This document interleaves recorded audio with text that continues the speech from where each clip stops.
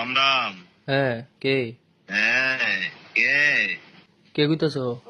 না না, এবার টার্গেট করবো কি তা জানাস নে? এবার তুই বি টার্গেট, হ্যাঁ এবার তুই বি টার্গেট মনে রাখি সবের আগে এ বার কর just আপত্তি wait. নাই, বার কর, আমি তো চাই বার করতে, বার Just কর wait. আপত্তি নাই। তোরা যদি আমারে বালটা দিতে পারস, হ্যাঁ। তোরা বিশাল করে কোনো বালে আমার যদি পুলিশ থেকে ধরে প্রশাসন থেকে ধরে যদি বালে চিত্ত পারে আমার একটা বাল সিরা দেখাই যা।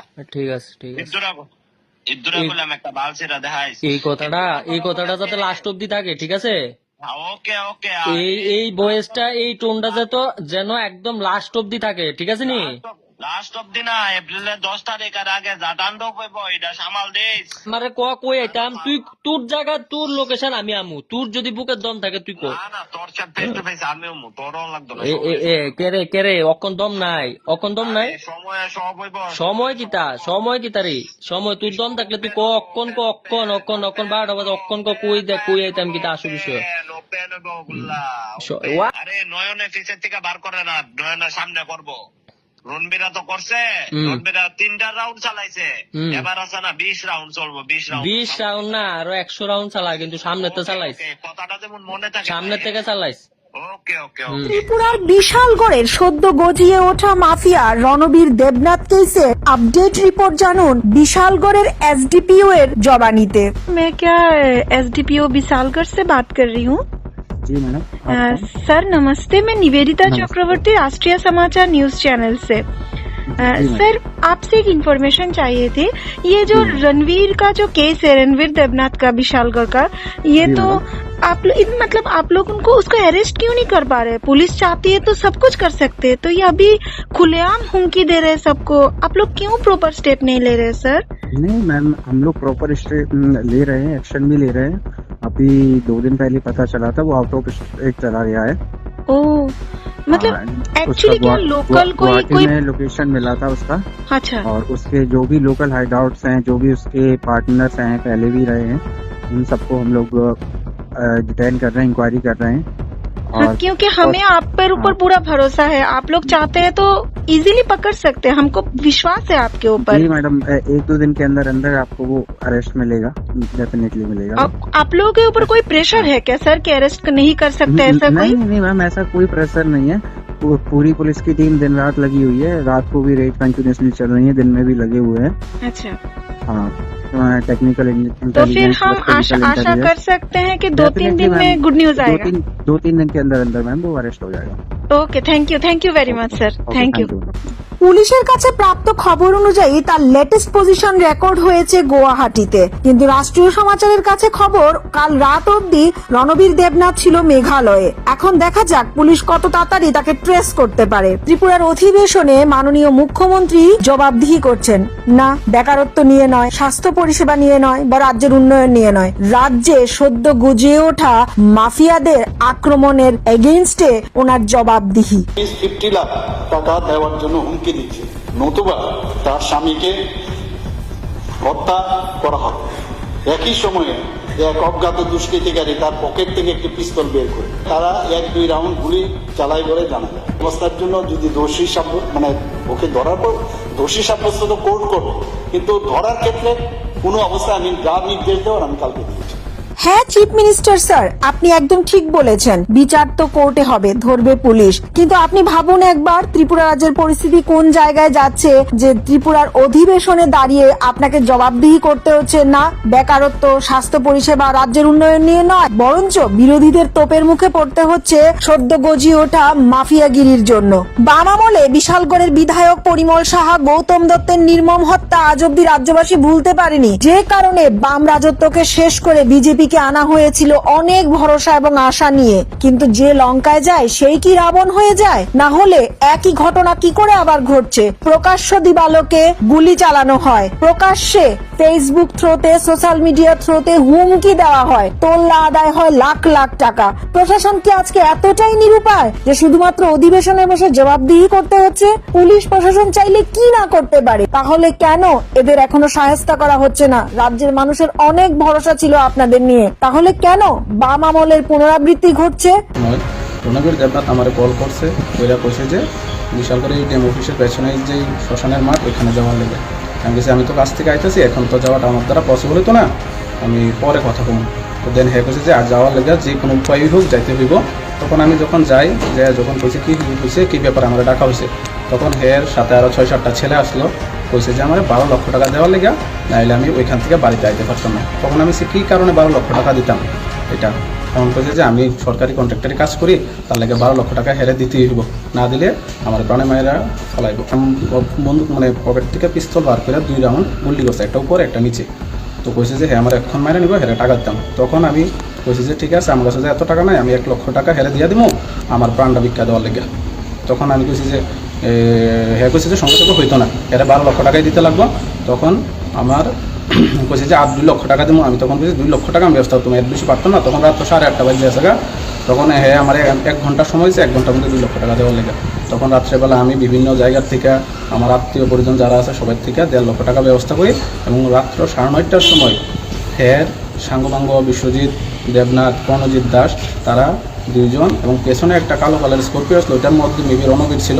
ওরা আয়া আমার বাড়ির সামনে থেকে 1.5 লক্ষ টাকা নিছে, এবং 16 তারিখ পুনরায় 16 তারিখের সামনে যাইয়া 3 গাড়ি, একটা সাদা থার, একটা সাদা স্করপিও, একটা কালো স্করপিও নিয়ে গিয়া ওইখানে 2 রাউন্ড আবার ফায়ারিং করছে। তখন 4টা বাজে। তখন কইছে যে বাকি 10.5 লক্ষ টাকা সন্ধ্যা 6টার মধ্যে দেওয়ার লেগে, না হইলে এখান থেকে আমরা বাড়িঘর ছাইরা যাওয়ার লেগে।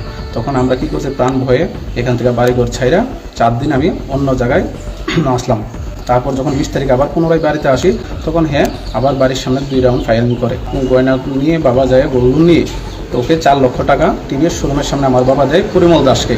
5:45টার সময় আমাকে ফেসবুকে ভয়েস পাঠায় যে ওকে আরও 10 লক্ষ টাকা দেওয়ার লাগে, না হইলে আমার আবার কোনো মানে প্রাণে মাইরা ফেলা হইব।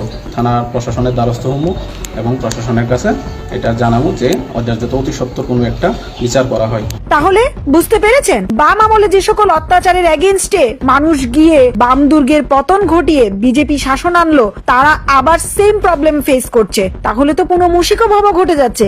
এখন রাজ্যবাসী কাকে ভরসা করবে?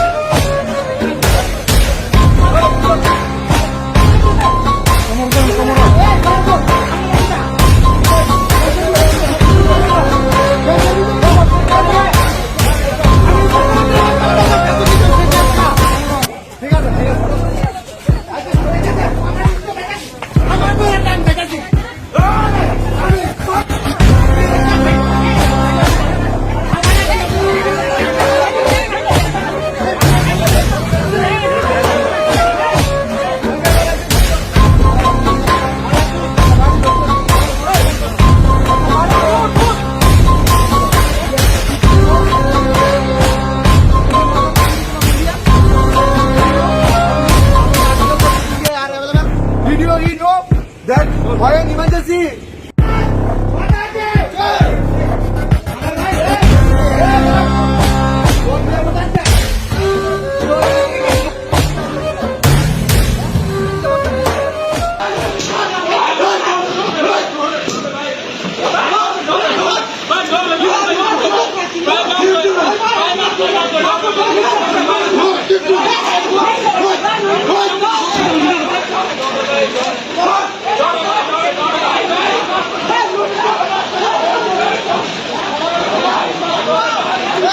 তারা না করো না মারতো কে রে?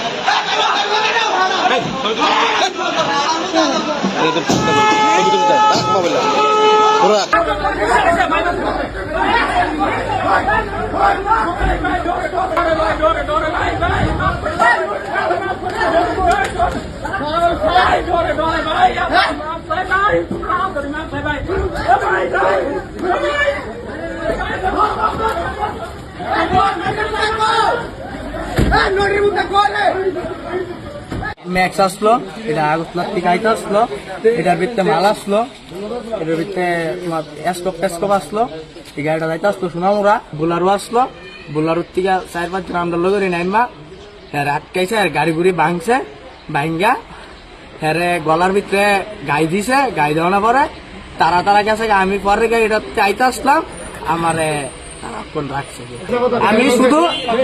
আমি শুধু এই যে আয়নার গ্লাসটা আসলো এটার ভিতরে খালি ভাঙছে আমি এর দূর করছি আর বাকি যে বুলারোটার থেকে যে নামছে নামানোর পর হ্যাঁ গাড়ির থেকে পিছন থেকে চাকু টাকু নামাইছে নামাই হ্যারে প্রচন্ড মাত দূর করছে গাড়টা নাম লই যে তুষার দেবনাথ মালদা খবরটা কাটাইছে না হ্যাঁ মেন বাইপাসের আকাশ কেন খবর দিছে বাইপাসের আকাশ সোহেলাম দাদা মাল দিব তোর খবরটা কাটাইছে না আমার হ্যান্ড কথাটা শুনো জানাইলা তুই সোহেলাম দা আইছ মাল দিব কিন্তু মাল লাগে ঢুকিয়েছ এটা বাজার দিয়ে ঢুকলো নইলে দাদা গাড়িটা বাজার দিয়ে যাইলো সবসময় মাল কাজ করো সোহেলাম দাদা মাল দেবো তোর এই খবরটা দিছে রাখো এই তোমরা সোহেলাম দাদা মাল দেবে এই খবরটা দিছে রাখো মাল দেবে খবরটা তুমি দেখো আকাশ দাস মনে কিন্তু আকাশ হ্যাঁ ফোন টোন করতো আমরা লগে বলবো আমার মোবাইল ওই তোর মোবাইলের নাম্বারটা আছে নি সবার নাম্বারটা আছে নি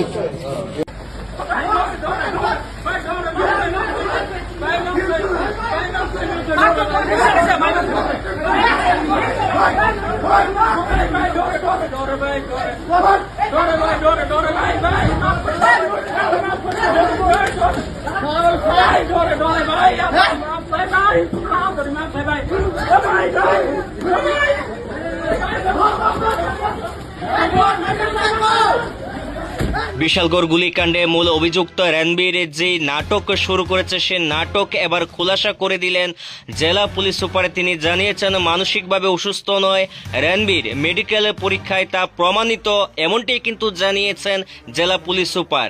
সংবাদে জানা যায় বিশালগড় গুলিকাণ্ডের মূল অভিযুক্ত রণবীর নিজেকে পাগল প্রমাণ করার জন্য একটি নাটক প্রদর্শন করেছে গত কিছুদিন আগে আদালত চত্বরে এবং অনেকেই ভেবেছেন সে মানসিকভাবে অসুস্থ, কিন্তু তার পেছনে ছিল অন্য রহস্য। রণবীর বুঝেছিলেন মানসিকভাবে অসুস্থ যদি এরকম প্রমাণ করা যায় তাহলে আইনের কাছে অনেকটি ছাড় পাওয়া যেতে পারে এবং সেটাই তিনি অবলম্বন করেছেন। কিন্তু এই বিষয়টা এবার সামনে এসেছে মেডিকেল রিপোর্টে স্পষ্ট জানিয়ে দিয়েছেন চিকিৎসকরা সে মানসিকভাবে অসুস্থ নয়, মানসিকভাবে একেবারে সুস্থ এবং আদালত চত্বরে যে নাটক প্রদর্শন করেছে সেটা সম্পূর্ণ আইনের হাত থেকে বাঁচার জন্য সেটা করেছে অভিযুক্ত রণবীর। জেলা পুলিশ সুপার জানিয়েছেন এই ঘটনার অর্থাৎ বিশালগড় গুলিকাণ্ডের মেইন অভিযুক্ত মেইন মাস্টার মাইন্ড রণবীর। গতকাল তাকে জিজ্ঞাসাবাদ করে আরো 3টি পিস্তল উদ্ধার করেছে বিশালগড় থানার পুলিশ কর্মীরা। তবে রণবীর যে কৌশল অবলম্বন করেছিলেন পাগল সাজার সেটা নস্যাৎ করে দিলেন চিকিৎসকরা। মেডিকেল রিপোর্টে প্রমাণিত সেই একেবারে মানসিকভাবে সুস্থ, মানসিকভাবে অসুস্থ হওয়ার তিনি নাটক করেছেন। এখন দেখার বিষয় এই রণবীরকে জিজ্ঞাসাবাদ করে আরো কি নতুন তথ্য বের করতে পারে পুলিশ কর্মীরা। গোটা বিষয়ে আরো কি জানালেন জেলা পুলিশ সুপার সিপাহীজলার, শুনুন। এর পেছনে কি রহস্য, কার পেছনের অদৃশ্য শক্তি নিয়ে সেই রকমটা করলো? এইটা তো এখন আমরা তদন্ত চালিয়ে যাচ্ছে। এখন অলরেডি তো এখানে আপনারা দেখছেন এই যে রণবীর সরকার যে স্মক তাকে আমরা অ্যারেস্ট করেছি, কারণ সে হচ্ছে মাস্টার মাইন্ড এখানে। তার ইয়েতেই নেতৃত্বেই সব কিছু হচ্ছিল। তার যে কতগুলো গ্যাং এখানে বিভিন্ন বিশেষ করে ইয়ার্ডের এখানে এঙ্গেজ করে এটা কিন্তু এইরকম অ্যাক্টিভিটিসটা চালিয়ে যাচ্ছে।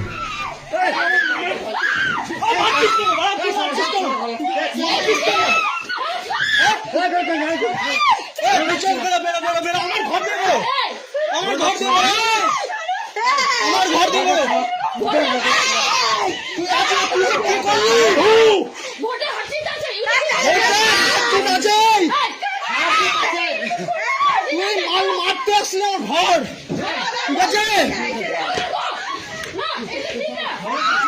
চল সোজা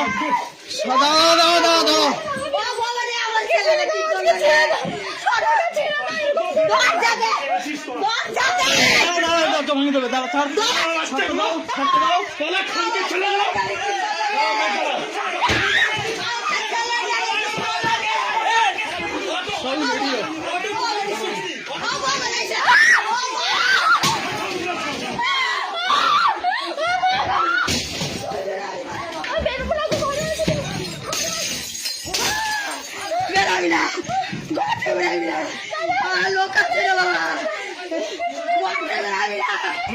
পুলিশকে ফোন করি, চলো ফোন করি, পুলিশকে ফোন করি, না না, পুলিশে দেখবে, ফোন করি, পুলিশে দেখবে, পুলিশে করবে। ছাড়া ছাড়া এই অনেক ওষুধ এনে দে রে। না আরে দরজা ওই দরজা আটকাও, দরজা আটকাও, দরজা আটকালো না, কাজ ভেঙে দিয়ে যায়, কাজ ভাঙো নি, এটা ওই দরজা আটকা, ওই দরজা আটকা, ওই দরজাটা, ওই দরজা আটকা। আমার ফোনটা নিয়ে দাও, সর ওই দরজা আসবেনি, ফোনটা দাও, সরো, ফোনটা দে, ওর ফোনটা দে, বাবার ফোনটা দে, ঘরে বসে ফোন করবি, ফোন করেছি, ওরা ঘরে বেটা আছে জমা করতে রে, সরো সরো সরো, পালা রে, সরো বাচ্চারা,